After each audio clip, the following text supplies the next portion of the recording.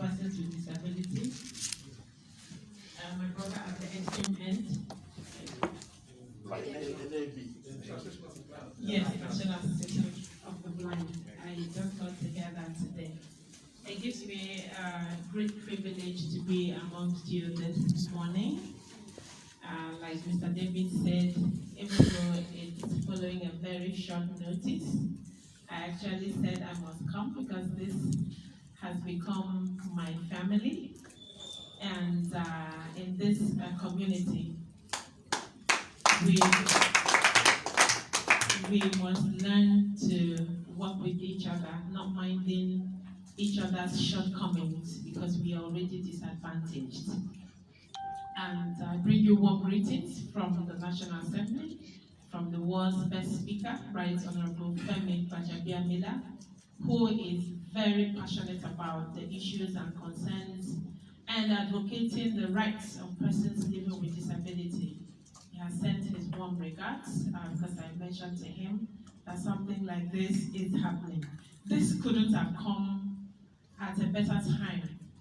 The issues and rights of persons with disability as it concerns COVID-19, vaccination issues, challenges, have become very glaring at a time when even people who were said to be able-bodied have been receiving all of the attention. My concern has always been who listens to the need and the rights of persons with disability. So this program offers a platform where we chart the way forward. I have heard about the challenges as it affects persons with disability. The last time I was at one of these events, I mentioned that even if a person with disability were to run into a house full of palliatives, it might be impossible for he or her to grab any of the items because if he or she is not blind, he or she might be deaf, he or she might be immobile. So it's entirely difficult for us to access what ordinarily other people could access, and that's the need for a special intervention in all forms of government palliative and intervention so that we are properly included and reduce this discrimination gap. I thank the federal government, Mr. President, who signed this bill, this act into law. And I like everybody to know, individuals, ministries, departments, and agencies, that the Discrimination Against Persons with Disability Prohibition Act is enforced. And persons who are seen to breach provisions of the act are liable to punishment and penalties. And my committee of the House, we have the mandate to ensure that we bring those perpetrators to book. In the coming week, we will see a public hearing of discrimination against persons with disability as it relates with travelers, especially this time with air travelers. We'll be taking on so many reports that have come to my table on discrimination against persons at the airports. And that presentation will come with a lot of solutions which will make traveling for us a lot easier. I do not see the reason why it should be mandatory or compulsory for me to have an accompanying person to go with me. That alone, finding the travel ticket to go on a trip is a cost.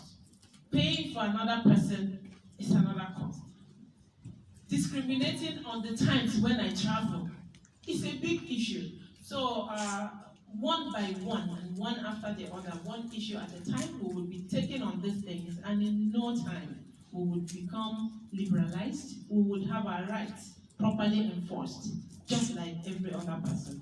And in this case of vaccination, I would like to know by the end of this session engagement what NCDC plans to do to ensure that persons with disability are properly included in their vaccination procedures and programs. I'd like them to educate us. Because for me, it's not just about talking about the problems. I like us to fashion out a way forward. What will be the solution for persons with impaired vision, for persons with mobility inhibitions? What would be your role? Would you need to establish in-house inoculation centers for us? Or would you need to bring your personnel to the commission or designated points where persons with disability can come, and then you possibly tie us to maybe a nearby health center or a special group, because we are a special people, to attend to us so that we are properly included. So for me, that would be the highlight of the event for me. And I like to reassure all of us that I'm with you in every step of the way. I am with you to ensure that your rights, as enshrined in the Act, will be properly carried on. As we go on, you are aware that the Act, like every other law, might not have been well articulated at the time it was made. And even if it were, the only constant thing in life is change.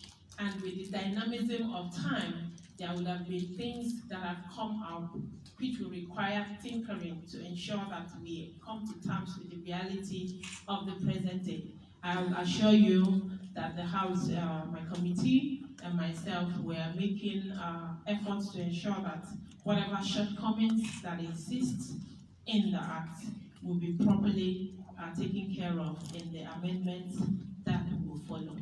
As a committee, also we have scheduled a nationwide summit, national summit, thank you, that will bring together relevant stakeholders and civil society organizations connected with disability issues. I'm aware of Mr. David CCT, which has become a frontline victim so many years back. And I'm also aware of the voice of persons with disability, the Albino Foundation, Association for the Blind, Jonah Pete, which is like our mother umbrella body, and then applicants with disability, and so many other groups that have been writing me. And then there's this other group for inclusion of persons with disability in electoral matters. I think Friends, Inclusive Friends, and a whole lot of others. So we can all come together and enlighten the public on the intent of this discrimination against persons with disability prohibition act. Those are part of the things we've lined out for the year. As we progress, I will keep intimating us. Thank you.